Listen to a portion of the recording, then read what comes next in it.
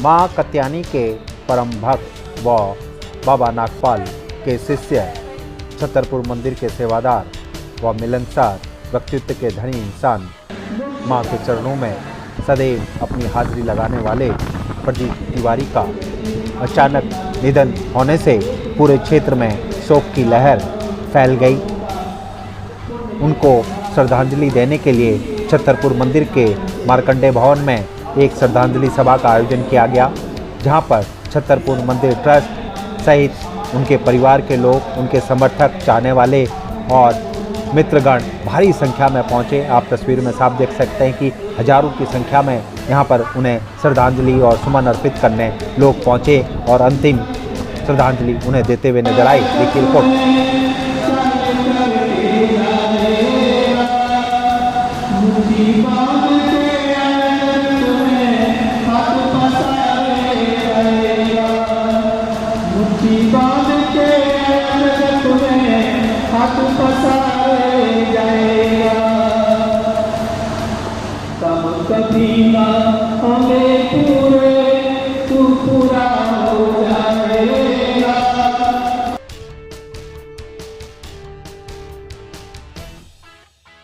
उसके आगे हमारे जीवन का कोई दूसरा लक्ष्य नहीं है। घर बनाना, बच्चों आगे का लालन पालन करना, ये सब हमारे दायित्व हैं, लेकिन हमारे जीवन का उद्देश्य केवल और केवल मोक्ष मार्ग है, जिसके लिए हमें संसार में आए हैं। कठोपनिषद में प्रसंग आता है, बाजा से बस ऐसे अपने कि यदि के पश्चात सभी वर्षों को समस्त चीजों को दान में करने का संकल्प लेते हैं, और जब वह समस्त वस्तुओं को दान में कर देते हैं तो उनके छोटे से पुत्र नचिकेता जो 14 वर्ष के थे, उसके पिताजी आपने मुझे इसलिए दान किया है। और पिता कहते हैं कि मैंने मृत्यु के दिन का यमराज को दान किया है। और नचिकेता चलकर के यमराज के पास में पहुँचते हैं, यमराज के दरवाजे पर पहुँचते हैं, देखते हैं कि यमराज उस समय घर पर नहीं थे। 3 दिवस तक भूखे प्यासे यमराज का इंतजार करते हैं, और 3 दिन के बाद जब यमराज आते हैं तो देखते हैं छोटा सा बालक भूखा प्यासा उनका इंतजार कर रहा है। उसकी भक्ति से प्रसन्न होते हैं और कहते हैं नचिकेता, मैं चाहता हूँ तो मुझसे 3 वरदान मांगो। और सबसे पहले वरदान नचिकेता कहते हैं कि हे प्रभु मेरे दुनिया के माए संग कुछ भी साथ ले गए, दोनों आखिरी काली के संग कुछ भी साथ ले गए, दोनों आखिरी काली के जुड़ जोड़ बन लिए कदाए संग मेरा जाएगा, जुड़ जोड़ बन लिए कदाए संग मेरा मुट्ठी बांध के जगत में हाथ पसारे जाएगा, मुट्ठी बांध के जगत में हाथ पसारे जाएगा, छोड़ के अपना मेहरबानिया जंगलों का वास्ता। अब चाहे जितना अच्छा कर्म कुछ भी करवा लें, लेकिन अब सबको बड़ी मालूम है कि हम सबका अंतिम निवास स्थान क्या है। छोड़ के अपना मेहरबानिया जंगलों का वास्ता, दरिया कपड़ा कपड़ का टुकड़ा हो गए वास्ता, दरिया कपड़ा कपड़ का टुकड़ा हो गए वास्ता। सोचा के पुतले, सोचा के पुतले माटी में मिल जाएगा,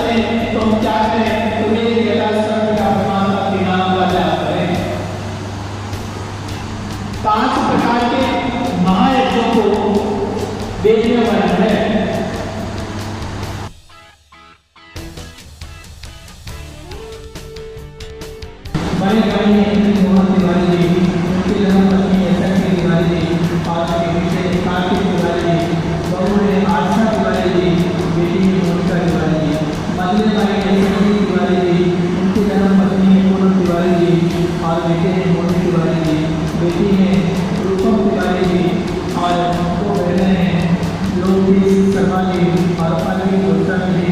पूरा का पूरा बड़ा मेरा परिवार है, बड़े बच्चे समान इस परिवार के ऊपर कोई सरपता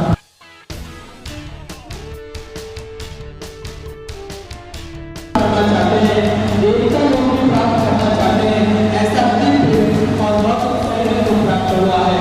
और किस लिए हुआ है? वेद कहता है धर्मार्थ काम मोक्षाणाम सद्य सिद्धि भवेना।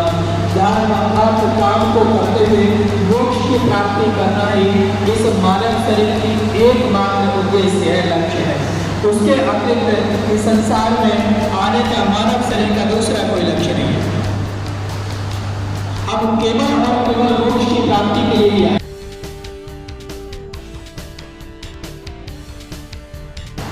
तब कभी ना हमें पूरे तू पूरा हो जाएगा, सोएगा तो किंतु ऐसा कोई न तुझे जगाएगा, सोएगा तो किंतु ऐसा कोई न तुझे जगाएगा। मुट्ठी बांध के तुम्हें हाथ पसारे जाएगा, मुट्ठी बांध के तुम्हें हाथ पसारे जाएगा। मन का मार्ग, मोह का मार्ग, लगाव का मार्ग। और जब प्राणी उस मार्ग पर चलता है तो कष्ट उठाता है, दुख उठाता है। मान लीजिए आज कोई व्यक्ति मेरे पास में है, चाहे वो मेरे माता पिता भाई बंधु सखा आदि कोई भी है, और जब कोई संसार को छोड़ करके जाएंगे तो मुझे दुख होगा, कष्ट होगा, पीड़ा होगी। आज कोई वस्तु मेरे पास में है, कल जब वह वस्तु नष्ट हो जाएगी तब भी मुझे दुख होगा। इसलिए जो पहला मार्ग प्रेम मार्ग बताया गया, कहते हैं वह दुखों की तरफ ले जाने वाला है, और दूसरा मार्ग बताया गया श्रेय मार्ग। श्रेय मार्ग जिसको कहते हैं सुखदेव का 40 अध्याय का 100% का पहला ही मंत्र है कि ईशावास्य सर्वज्ञ तेरे कहते हैं भूमिका मार्ग लाभ से सुखना। अर्थात वह परमपिता परमात्मा हम सबको, सभी मनुष्यों को, सभी प्राणियों को जान लेते हुए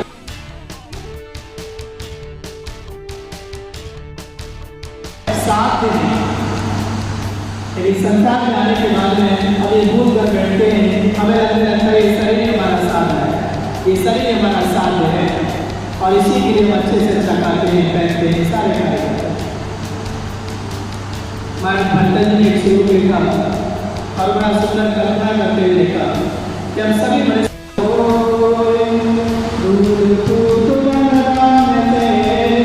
वंचित रहे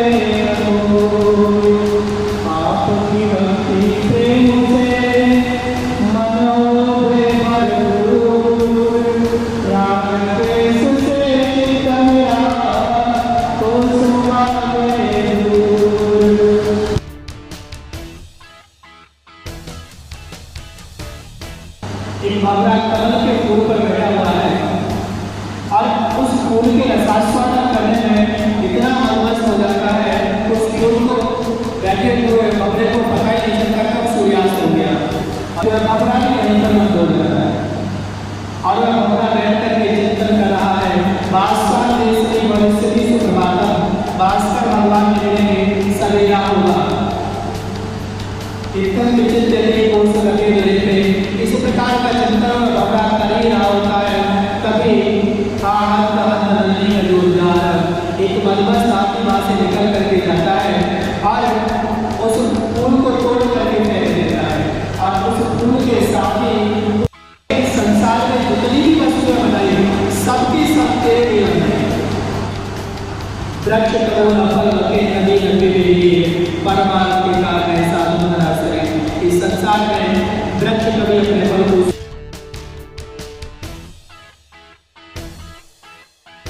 इस प्रकार से शंकराचार्य ने 12 वर्ष में समस्त कार्य का संपादन कर लिया था। आदरणीय गुरु भाई की 52 वर्षीय उम्र में रहे, लेकिन वो अपने पूरे जीवन पर मंदिर की और बाकी सेवा में लगे रहे, इसीलिए उनका जीवन धन्य है। और जिन लोगों को इस परंपरा परमात्मा की सेवा करने का अवसर मिलता है वो लोग वास्तविक आनंद हो जाते हैं। इससे बड़ा उत्पाद क्या हुआ वाला एक कवि ने बोले सब लोग उसका पाठ करते हैं, मां मृत्युंजय मंत्र, लेकिन वेद मंत्र में बहुत शिक्षा देता है कि हम सबका जीवन कैसा, हम सबको इस संसार में कैसा रहना चाहिए।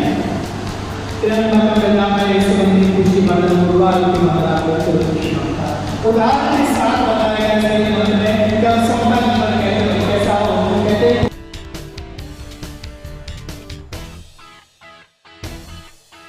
516 मंत्रों से अगर हम यज्ञ करते हैं तब भी उस यज्ञ को महायज्ञ की संज्ञा नहीं दी गई, लेकिन कुछ छोटे छोटे यज्ञ हैं जिनको महायज्ञ कहा गया। और सप्त ब्राह्मण ने लिखा कि इन 5 महायज्ञों तो मेरे दोनों हाथों को काबू से बाहर निकालते हैं, क्योंकि सिकंदर इतना लालची था कि जब उसे पता चला कि जब लोग मर जाते हैं तो उनके मुख में एक सिक्का रखा जाता है, तो उसने सभी कपड़ों को खुलवाया था ताकि जितने भी सिक्के जरूर हुए सबको निकलवा लेगा। इतना पैसा कमाने का लालची था। वह जब मरने लगा तो कहा कि जब मैं मर जाऊँ तो मेरे काबू से दोनों हाथों को बाहर निकाल दें, लेकिन आज वो भी मर गए।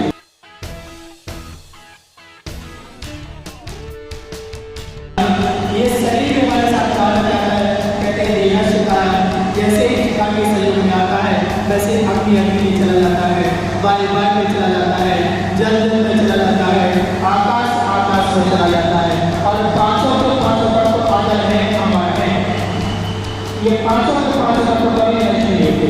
फिर हमने पूरे जीवन पर क्या कमाया। सबसे अंतिम भक्ति लेके कहते हैं पूरे जीवन में जितने भी हमने अच्छे और बुरे कर्म किए केवल और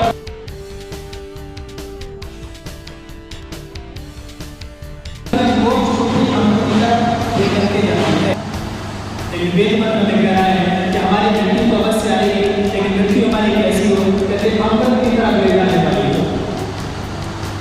इसीलिए शास्त्र में कहा गया कि जिसने मृत्यु को जान लिया, समझ लिया, उसके लिए मृत्यु सुखमय है, और जिसने मृत्यु को नहीं जाना अज्ञानी के लिए हमेशा मृत्यु।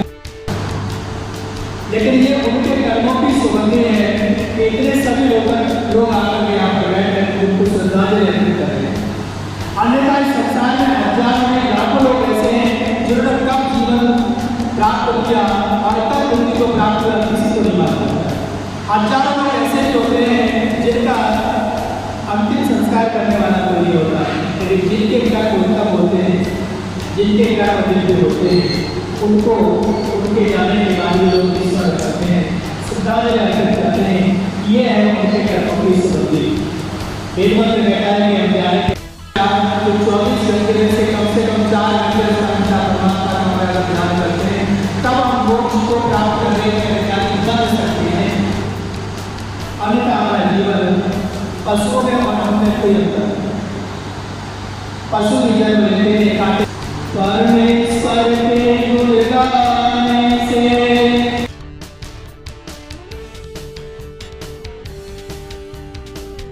चारों लोगों की अवधि को मिला दिया जाए तो 42,20,000 वर्ष का होता है। आप कभी एकांत में बैठकर चिंतन करके देखना कि इस 42,20,000 वर्षों में हमने कितनी बार जन्म लिया और कितनी बार मृत्यु को प्राप्त किया, लेकिन हम मोक्ष को प्राप्त नहीं कर पाए। इसीलिए तो ये संसार है केवल और केवल इस शरीर का उद्देश्य, लेकिन दूसरे को मरता हुआ देख करके व्यक्ति सचेत नहीं होता। भला इससे बड़ा बहुत से संसार घाटों में राज करे। इसीलिए शास्त्रों में संसार वैराग्य की बात कही है। संसार में जाने की बात करना लगता है कि सारा आपके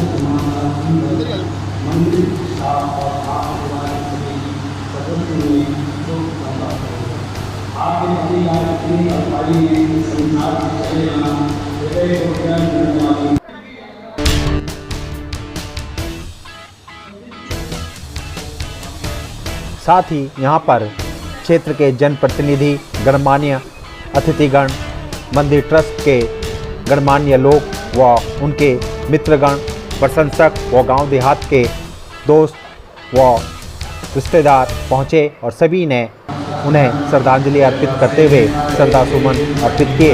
साथ ही यहाँ पर उनके बेटे को गांव की पगड़ी भी पहनाई गई और साथ ही तस्वीरों में आप साफ देख सकते हैं कि सारा गांव देहात उनके साथ, उनके परिवार के साथ खड़ा हुआ नजर आया।